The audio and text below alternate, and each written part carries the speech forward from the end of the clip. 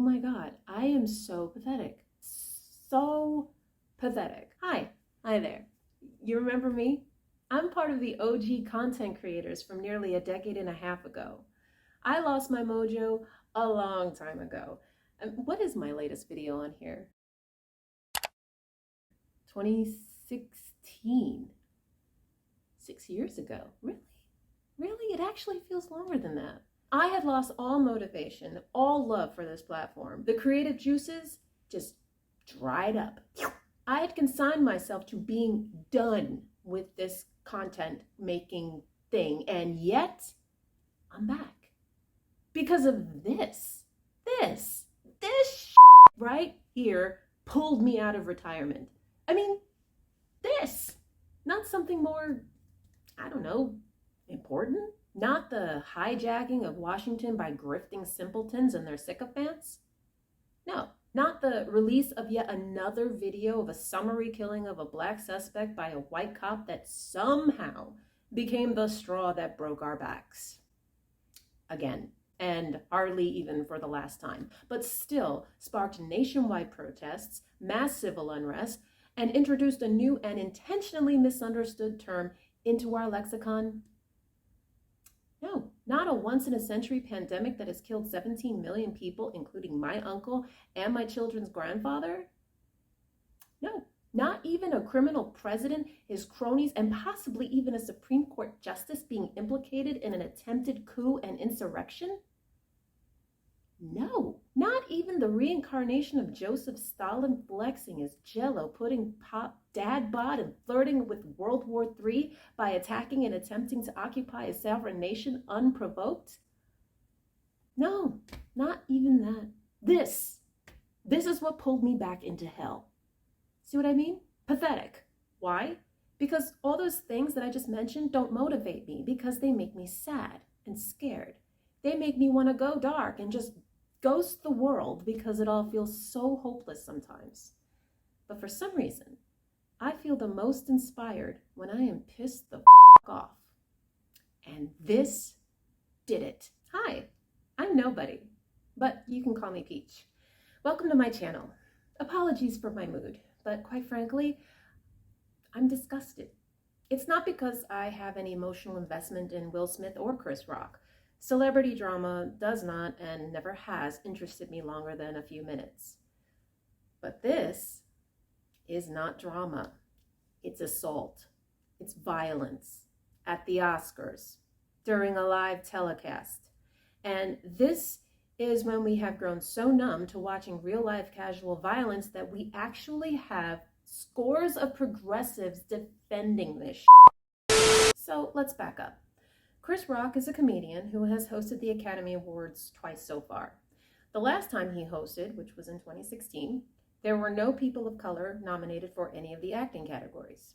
And Chris, who has never shied away from topics that may or may not hurt his bottom line, talked about that at length in his monologue. He called the show the White People's Choice Awards, called out Hollywood's lingering passive racism, and also made an outstanding observation about the pointlessness of separating acting awards by gender. But he also made fun of Jada Pinkett Smith's inflated sense of self-importance when she announced that neither she nor Will would be attending that year, even though neither of them had been invited or nominated for anything. Jada boycotting the Oscars is like me boycotting Rihanna's panties. I wasn't invited. Yeah. That's apparently where Will's supposed simmering rage began. Somebody knocked Jada off her high horse. Who cares? That was 6 years ago. Who even remembered that before this week? We've all kind of been through a lot of traumatic since then. So, fast forward to this past weekend, March 27th, 2022. Chris Rock didn't host the Academy Awards this year, but instead appeared as a presenter for the award for Best Documentary Feature. He started with his monologue. At first, he made a joke about the fact that both Javier Bardem and Penelope Cruz, who are married, were both nominated for awards that night, and that if Penelope ended up not winning, which she didn't, then Javier would likely be very anxious to lose to Will Smith in his nomination, which he did. At the mention of his name, the camera cut to Will Smith laughing along with the audience. And that's when Chris said, Jada, I love you. G.I. Jane 2, can't wait to see it. All right? The camera then cut back to Will and now also Jada. Will was still laughing, while Jada rolled her eyes. The camera then cut back to Chris, and who started to continue his monologue when suddenly he said, "Uh-oh," and began laughing. Will walked doesn't sound adequately descriptive here. More like he strutted aggressively on the stage. And I think at this point, everyone, including Chris, probably thought there was going to be some mock altercation or something between them. Instead, Will hauled off and bitch slapped him in the face, then immediately returned to his seat. Now, to his credit, Chris maintained his composure, laughed, and said that Will had just slapped the out of him. Video taken from a cell phone showed Jada laughing at this, along with many other people in the audience. And Will, who apparently wasn't done flailing his limp, toxic masculinity in front of millions of viewers, shouted to Chris to keep his wife's name out of his mouth. So, why does this incident upset me so? Because it's indicative of how much has gone wrong within Hollywood and many of us on the progressive side. But before I get into that, I'm going to preface my commentary with this. I've heard many people speculating about the dynamics of the Smiths' marriage and how that may have impacted Will's state of mind. And if there's any validity to that, I don't care. How many of us are going through emotionally stressful times right now? How many of us are watching our lives seemingly unravel while we carry on helplessly? And how many of us have been temporarily subjected to someone's insensitive comment? Everybody. Everybody has problems. Everybody has a sob story to tell. Everybody hurt. Whether true or not, hurt feelings and personal turmoil are not now, nor have they ever been, valid excuses for violating another person. We do not give the average Joe on the street a mulligan for assaulting people because he lost his job. His partner broke up with him. He's got debts mounting. He's got sick or dead loved ones. Someone called him a slur. Whatever crisis you can think of. No matter how counterproductive it may seem, Chris Rock can, in fact, say whatever he wants about Jada, and Will does not have the right to put his hands on him. And if you truly want to start slithering down the path of justifying violent retaliation because of words, then you will very quickly find yourself on the blunt end of that argument, because everybody gets offended and everybody gets angry. I am no stranger to being smacked and punched and shoved and beaten and then being told, "See what you made me do?" So yes, there is a lot that has gone wrong with some of us on the progressive side. The Will Smith apologists defending his behavior have cited a number of reasons, particularly the nature of Chris Rock's joke, which is definitely a discussion worth having. And then I've seen some very misguided ideas regarding old-timey chivalry, which is actually kind of insulting.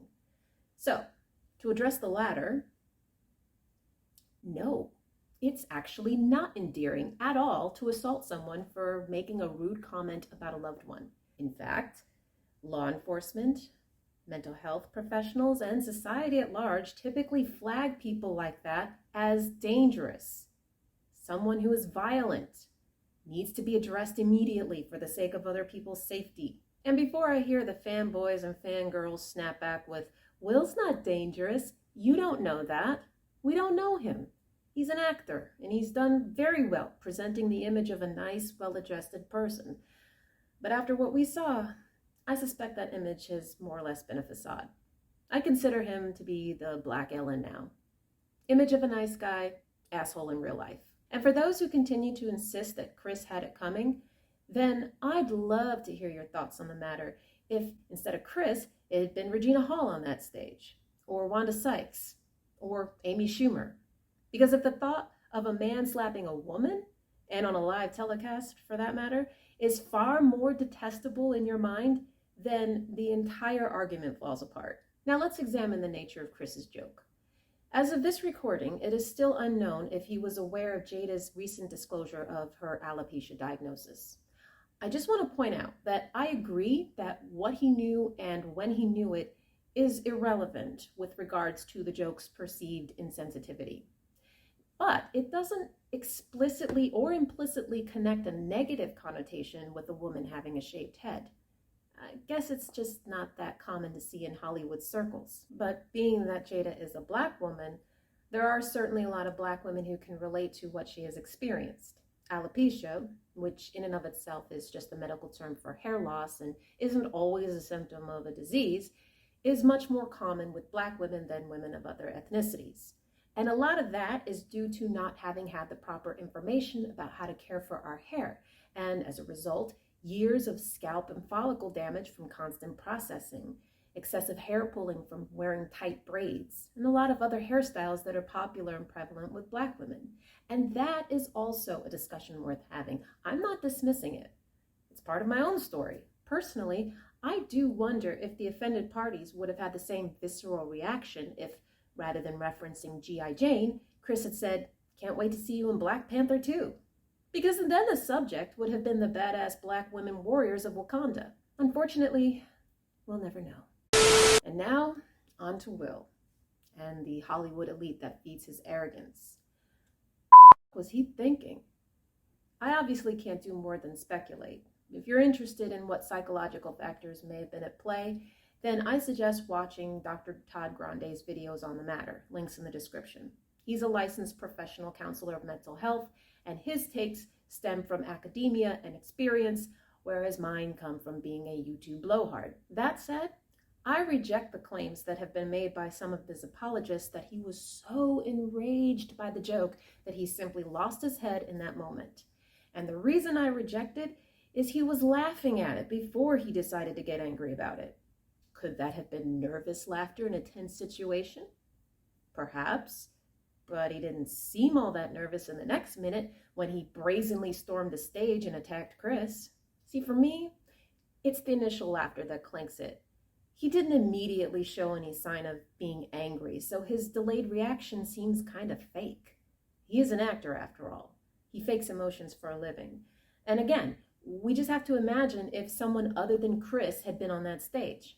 A woman, or a man bigger and stronger than Will. I just have a hard time seeing that scenario play out the same way. The Smiths are Hollywood royalty. Clearly, decades of fame and wealth and the admiration of millions can warp a person's sense of reality. The hubris that man must have to think that he had the right to get on the stage during a live broadcast of the Academy Awards and attack a presenter because of words tells me everything that I need to know. The fact that Jada laughed and showed no sign of being appalled or disgusted by what had just occurred on her behalf also tells me everything I need to know. They have obviously been so far removed from the peasantry to believe that Will Smith can commit a crime in front of millions of viewers and still get away with it. But what truly sickens me is that they were apparently right. If anyone other than Will Smith had done what he did, security would have engaged immediately, the perpetrator would have been removed from the building, and the police would have been called, at a bare minimum. Instead, he was allowed to return to his seat, refused to leave when asked, and was still awarded an Oscar. And after he blubbered out a pretentious, disingenuous apology to the Academy, not to the person that he had just assaulted, a room full of people with backbones made out of mush gave him a standing ovation. Hollywood is spineless. They've learned nothing from the #MeToo movement. For all their lip service and promises, they still let rich and powerful men do whatever they want to whomever they want. Think what you want about Chris, but the man was a class act in that moment. You don't have to like his brand of comedy to acknowledge that he maintained his composure and his professionalism. He didn't strike back, even though that would have been well within his right to self-defense. He didn't stop the show even after being assaulted, which, again, would have been within his rights and would have been completely understandable. He later apologized to Wanda Sykes for the show that she, Schumer, and Hall had worked so hard to organize and host, becoming so consumed by this incident. And then there's the image and connotation of a man slapping another man. Will obviously wasn't trying to lay him out. That's why he didn't use a closed fist. His intent seems to be one of domination and humiliation. There's a reason why it's called a bitch slap. Only a very insecure man would feel the need to do such a thing in full view of others. Chris was clearly the bigger man here. It took about 24 hours for Will to publicly apologize to Chris, which was marred by his invoking of Jada's condition as his reason. It's not much of an apology if you're still making excuses for your behavior while fishing for sympathy. It's also not much of an apology when it comes hours after the Academy publicly announced that they were starting an inquiry into the incident, quote, in accordance with our bylaws, standards of conduct, and California law. And if you're thinking that the law part is moot because Chris Rock declined to press charges, then I would suggest that you watch Devin Stone's take on the incident at one of my favorite channels, Legal, because he points out that according to California law, Chris doesn't have to press charges in order for there to be legal ramifications. But who are we kidding? Will Smith is not likely going to face any legal consequences, just like he's not likely going to face any long-term career consequences. Nobody wants to touch this with a 10-foot pole. And when you're a star, they let you do it. You can do anything. A few years ago, the punch a Nazi meme took off after neo-Nazi and human skid mark Richard Spencer was punched in the face. I, for one, have never denied how satisfying schadenfreude can be, but I never got on board with that meme. A lot of people on my side, particularly my dear white allies, lectured me about how much more destructive perceived hate speech can be. I could not, and still cannot, get behind normalizing casual violence for any reason. First of all, it doesn't work. Assaulting someone for their speech, at least here in the States, is not only a crime, but it only serves to turn the target into a victim, which can then be used as ammunition. Violence as a means of stifling speech or as a retaliation for comments that are deemed unacceptable, to put it lightly, only works when it involves a threat or an attempt of murder. And if you back that, you're definitely no progressive. This incident has really made me see how quickly so many people, who I otherwise agree with, will happily abdicate their morality when emotions overrule principle. And the principle here is the right to free speech. And no, this isn't about sour grapes over being denied a platform in broadcast media or social media, nor is it about the avoidance of being made a pariah, or as the kids call it, being canceled. It's not just about protecting our speech. It's about protecting their speech. They who? People who aren't you. People who say things that you don't like, that you don't agree with. People who make jokes, even at someone else's expense, even things that might be kind of bigoted. Will could have reacted in a number of alternative ways in response to Chris's joke. He could have ignored it, which is what public figures usually do when comics poke fun at them. He could have fired back. Instead of crying about how the devil made him do it, he could have used his acceptance speech time to make fun of Chris Rock's big-ass teeth, or point out the irony of someone who couldn't carry a film with a front loader being so famously involved with the Oscars. He could have pulled Chris to the side afterward and just yelled in his face about it. Instead, he chose to slap someone for the crime of saying something he didn't like, and a room full of Hollywood heavyweights didn't do shit about it. And now we have an army of apologists crafting arguments justifying violent retaliation for words. Words. I don't want to hear none of you ever complain about rising authoritarianism until you re-examine your own hypocrisy. Because I see you. And I think we all met the real Will Smith on Sunday. Congratulations, dude. It's not easy to out-Kanye Kanye. But who cares what I think? I'm nobody. Which is why I'm truly amazed that you stuck it out this far. Because your time is precious. And you were gracious enough to watch my video all the way through. You could have not done that. Just like you probably shouldn't subscribe to my channel or click the bell so that your phone dings the next time I'm feeling salty enough for a rant. And hopefully, it won't take me another 6 years to do that. I'm Peach. And I'm back, motherfucker. Sorry, I shouldn't have said that. You guys are great. You look good, by the way. We have aged so well.